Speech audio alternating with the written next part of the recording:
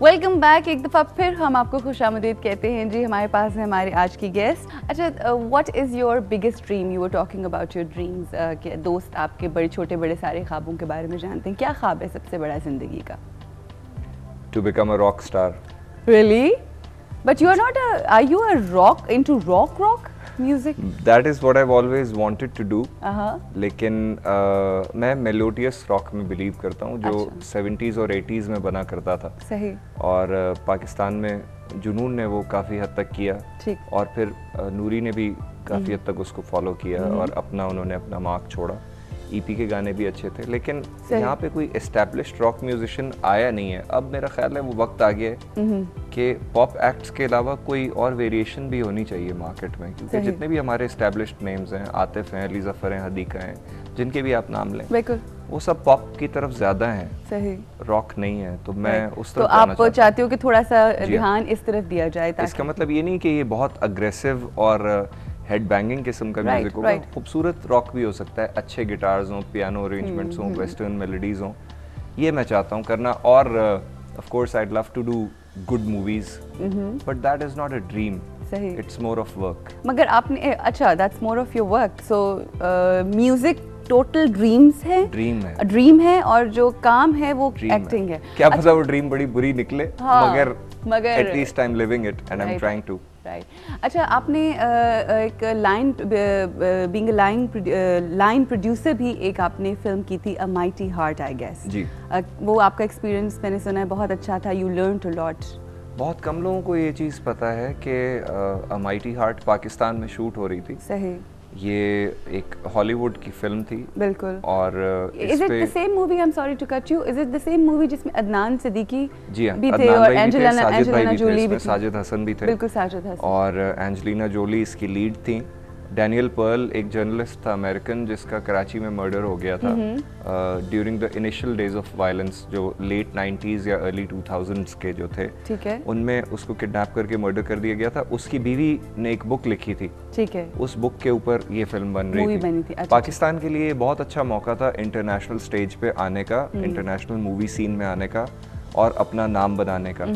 लेकिन अनफॉर्चुनेटली हमारे यहाँ गवर्नमेंट को और एजेंसीज को ये शौक है कि वो अगर कोई काम हो रहा हो जो प्रोग्रेसिव हो या डिफरेंट हो, उसमें हिचेस डालने की कोशिश करते हैं, लोगों को परेशान करते हैं। बिल्कुल सही। तो इस वजह से उनको 3-4 दिन की शूटिंग के बाद उस प्रोजेक्ट को इंडिया मूव करना पड़ा और फिर वहाँ के जूनियर एक्टर्स, वहाँ के एक्स्ट्राज, वहाँ के लिटिल नोन एक्टर्स को वो काम करने का मौका मिला जो हमारे यहाँ अगर करते तो बहुत सारे लोग सीखते। सड़कों से आपको पता है ये लोग ले रहे थे। मेरी मेन टास्क ये थी कि कोई इन्होंने मुझे 5 स्केचेस दिए थे कि ये कैरेक्टर्स हमें अपने फिल्म के लिए चाहिए। ठीक है। आप इन स्केचेस के मुताबिक हमें कैरेक्टर्स सड़कों से ढूंढ के लाके दें। ठीक है, जिनकी शक्लों की रिजेम्बलेंस, जिनकी शक्लों की, जिनके स्ट्रक्चर्स, जिनकी आवाज़ तो खैर वो नहीं देखते थे। बिल्कुल सही। वो औरत जो थी वेंडी, ब्रिटिशर थी, उन्होंने 2500 लोगों का इंटरव्यू किया था 3 दिन में। बड़ी बात है। और साथ बैठा हुआ था मैं, क्योंकि मैं फिर उन लोगों के लिए ट्रांसलेशंस भी कर रहा था, इंग्लिश टू उर्दू, जो लोग नहीं बोल पा रहे थे।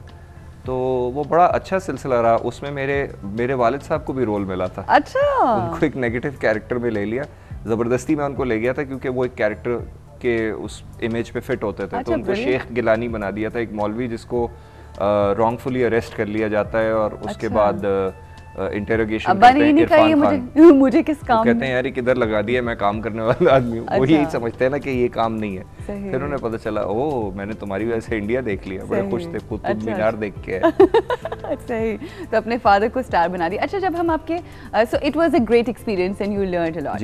अच्छा, अगर हम अब आपकी थोड़े पेरेंट्स की तरफ आएँ, ठीक है, your mother is Turkish and your father is a Punjabi. आपकी ज़िंदगी में किस कल्चर का और किस पेरेंट का, माँ का, बाप का ज़्यादा इन्फ्लुएंस किसका है ज़िंदगी में?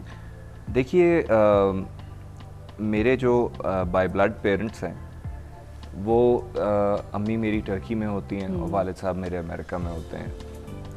उनका सेपरेशन हो गया था काफ़ी अर्ली। तो मुझे मेरी पुप्पी और उनकी फैमिली ने काफ़ी छोटी एज से पाला। तो I have been blessed with lots of parents. मेरी पुप्पी, उनके जितने बच्चे थे उन सब ने मुझे माँ बाप की तरह पाला। फिर उनकी बड़ी बेटी जो है उनके साथ मैं कई सालों से रह रहा हूँ और उनके हस्बैंड इकराम भाई। तो फिर मेरे अब्बू भी साथ ही थे कराची में, फिर वो अमेरिका चले गए। अम्मी के पास मैं जाता रहता हूँ टर्की। तो it's been a great life, मैंने किसी चीज़ को मिस आउट नहीं किया।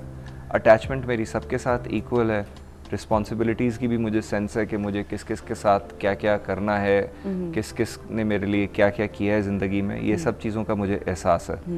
और कोशिश बस यही है ज़िंदगी में कि जो मेरे साथ लोगों ने किया है मैं उतना तो करने की कोशिश करूँ ना। सही, ये है बिल्कुल पे बैक, वो जिसे कहते हैं पे ना, बैक वो मेरे जहन में रहता है। मैं एहसान लेने में बिलीव नहीं करता। सही। इसका मतलब ये नहीं कि मैं नाशुक्र हूँ। लोग समझते हैं कि ये शायद बड़ा मगरूर है, वो वाली बात नहीं है।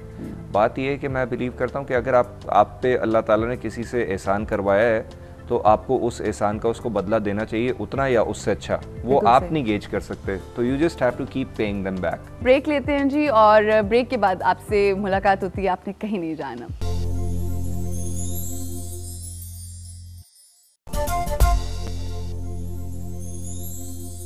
वेलकम बैक जी, एक दफ़ा फिर खुशामदीद कहते हैं। आपकी सहेली यहाँ पर मौजूद है आपके साथ, और हमारे देखें कितने अच्छे गेस्ट मौजूद हैं। अच्छा जी टीपू, आपको तो ये पता है बात कि आप गुड लुकिंग हैं? देखें जी, अल्लाह ताला की मर्जी है, वो जिसको नजर दे दे। अब कोई अच्छा, कहता तो है कि कहने का है मकसद ये मेरी नजर अच्छी है, कोई कहता है कि है तो उसको लग जाए अच्छा। अब क्या कह सकते हैं, नहीं बाज़ लोग बड़े हसीन होते हैं लेकिन लोग नहीं मानते। बिल्कुल सही, बट नहीं, you of course you are a good looking man. कहा यह जाता है जो खूबसूरत, शर्मा रहे हो? नहीं, सुन रहा हूं। अच्छा, जो ख़वातीन होती हैं, गुड लुकिंग जो ख़वातीन होती हैं, वो बहुत मुश्किलात का भी उन्हें सामना करना पड़ता है। ठीक है, कई दफ़ा उनके हस्बैंड्स जो होते हैं बहुत इनसिक्योर हो जाते हैं, कई दफ़ा उनको वैसी मुश्किलात, जब आप काम करते हो तो अच्छी खुश शक्ल जो लड़कियाँ होती हैं उन्हें डिफरेंट किस्म के मसाइल का सामना करना पड़ता है। आपको अपनी खूबसूरती की वजह से कोई मुश्किलात आई ज़िंदगी में, या मर्दों को सिर्फ फ़ायदा होता है खूबसूरती का? नहीं, मुश्किलात इन द सेंस ये आप कह सकती हैं कि अगर आपका एक पर्टिकुलर टाइप की शक्ल होती है, जिसे मैं मतलब बहुत ही हम्बली कहना चाहूँगा कि बाज़ लोगों को कहते हैं कि यार ये तो हीरो लगता है, ये एक टर्म है शोबिज़ की, तो उसमें फिर आप फंस जाते हैं क्योंकि वो आपको कैरेक्टर्स नहीं देते लोग। आपको वो एक ही तरह का रोल देंगे, ओह ये बाहर से आ गया है अब ये सबको बचाएगा, दूसरे मुल्क से आ गया है अब ये सबको बचाएगा। पता नहीं हमारे यहाँ ये कॉन्सेप्ट क्यों है कि कहीं से कोई हीरो उठ के आएगा।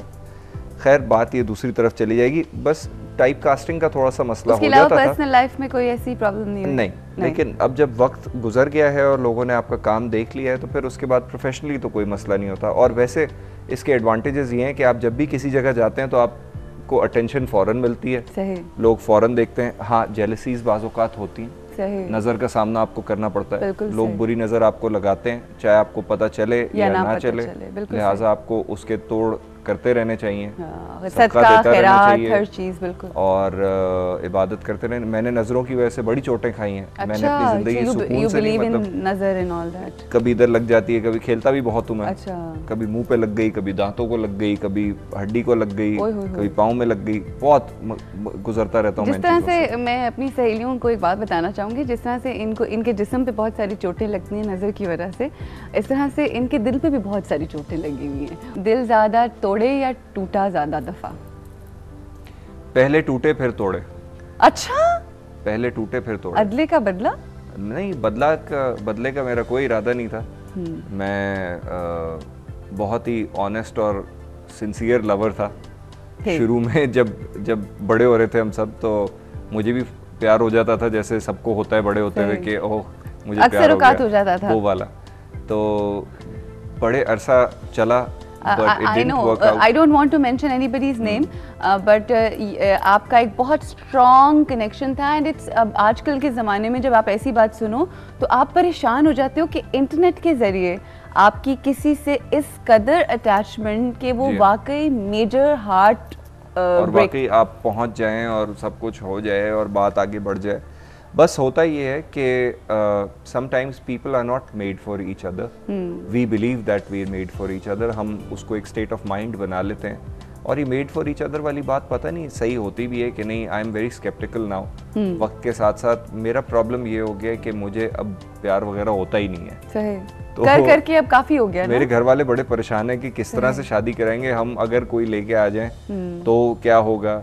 तो वो भी नहीं हो सकता क्योंकि मैं मानूंगा नहीं, क्योंकि मैं बड़ा जिद्दी आदमी हूँ। अच्छा। और मैं बिलीव करता हूँ कि अभी भी मुझे कोई ऐसा शख्स मिलेगा, मगर फिर जब मैं किसी को अप्रोच करता हूँ मैं सोचता हूँ नहीं यार ये तो नहीं है, तो गॉड नोज ये एक बड़ा सवाल है जो आने वाले वक्त ही जवाब देगा। सोलमेट क्या होता है वैसे?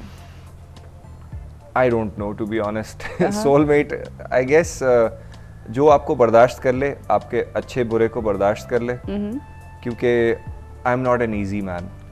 मेरी वालदा कहती हैं कि तुम जो हो ना बड़े उलझन वाले हो, तो तुम्हें कोई बहुत ही मतलब ये नहीं है कि वो वाला नहीं, मतलब ये वो समझने वाली, समझदार लड़की, समझने वाली और समझाने वाली भी कि भाई ये क्या कर रहे हो इस तरह।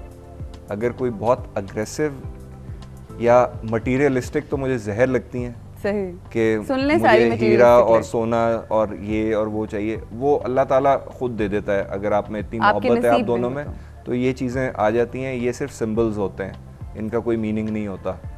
वो जो मीनिंग होता है वो उस वक्त का होता है जो आप एक साथ गुजारते हैं। बिल्कुल ऐसे ही है। ये जो बात कही गई खास तौर पे इन्होंने कैमरे में देख के गई, किसी को सुनाई गई है ये बात। बिल्कुल सुनाई गई है। मटीरियलिस्टिक होना और इन चीज़ों के पीछे भागना और फिर अपने फैसले दूसरों पे मुसल्लत करना, दूसरे के काम की रिस्पेक्ट ना करना, ये सारी चीज़ें जो हैं ये पुट ऑफ कर देती हैं इंसानों को। बिल्कुल बिल्कुल सही कह रहे हो। मेरा ख्याल है जहाँ रिश्तों में ये मटेरियलिज्म आ जाए और सारी चीज़ें आ जाए, वहाँ पे जो है वो ज़िंदगी, छोटी सी भी बात अगर ऐसी हो जिसको पहले डिस्कस ना किया जाए और वो अचानक सामने आ जाए, तो दूसरे इंसान के लिए उसको हैंडल करना बहुत डिफ़िकल्ट हो जाता है। अच्छा, हो जाता है। बिल्कुल, बहुत बहुत अहम बात आपने की है, ये समझने की बात है। अच्छा, एक चीज़ जो मैं पूछना चाहूँगी, लोगों से आप पूछते रहते हैं मगर लोगों से पूछने का फ़ायदा नहीं, वेरी क्विकली, बहुत ब्रीफली इसका जवाब आपने देना है। वो ये कि आपको क्या लगता है कि आपके अंदर क्या चीज़ आपको लगता है तब्दील करने की ज़रूरत है आपकी शख्सियत के अंदर, that you don't like and you want to change that thing about yourself? I'd like to have more patience with life. थोड़ा सा सब्र करना चाहूँगा। थोड़ी सी मेरी हैबिट है कि मैं चीज़ों को ड्रैग अलॉन्ग होने देता हूँ, लेज़ी हो जाता हूँ, उसको चेंज करने की कोशिश करना चाहता हूँ। और मेरा ख्याल है यही दो बड़ी चीज़ें हैं जिनको मैं देखना चाहता हूँ। और ये कि may be a little more subtle when it comes two things. मैं बहुत हार्श हो जाता हूँ कभी कभी, तो उसको कंट्रोल करना। मगर दूसरी अच्छी साइड भी बहुत अच्छी है, तो वो भी फिर देखें ना कि यार ये जब अच्छा होता है तो कैसा होता है। हाँ, तो ठीक है, दिस इज बैलेंस है जिंदगी और इसी तरह से होता है। ये दो तीन चीजें। टीबू, thank you so much. Thank you so much. A plus आप लोगों का शुक्रिया, आपकी टीम का शुक्रिया। सब लोग बैठे हैं, बड़े अच्छे और ठंडे ठंडे लग रहे हैं क्योंकि कल बारिश हुई है, बल्कि आज सुबह बारिश हुई है, जिसकी वजह से मैं भी थोड़ा सोया नहीं हूँ। 6 बजे तक मैं जाग रहा था और देख रहा था, मौसम बड़ा अच्छा था। सेट बहुत खूबसूरत है। This is one of the best sets I have ever seen. Oh, that's such a great compliment. Thank you. और thank you for your time. Thank you, and I loved knowing you because the best thing I liked about you was that you were very honest. हर बात बहुत honesty के साथ, और ये honesty जो होती है सबसे बड़ी चीज़ होती है। देखें, so thank you so much. आप लोगों से ये कहना है कि इनको आज ज़रा जल्दी जल्दी कहीं जाना है, इसलिए हम इनको खुदाफिज कहेंगे। मेरी रिकॉर्डिंग है फ़हीम शाह साहब। Right, he has to go. मगर आप लोगों ने कहीं नहीं जाना, क्योंकि इसके बाद हमारे पास 2 और बहुत ही ब्यूटीफुल सी गेस्ट्स हैं जिनसे बात होगी और बहुत सारी बातें होंगी। जी, ब्रेक लेते हैं और ब्रेक के बाद आपसे मुलाकात।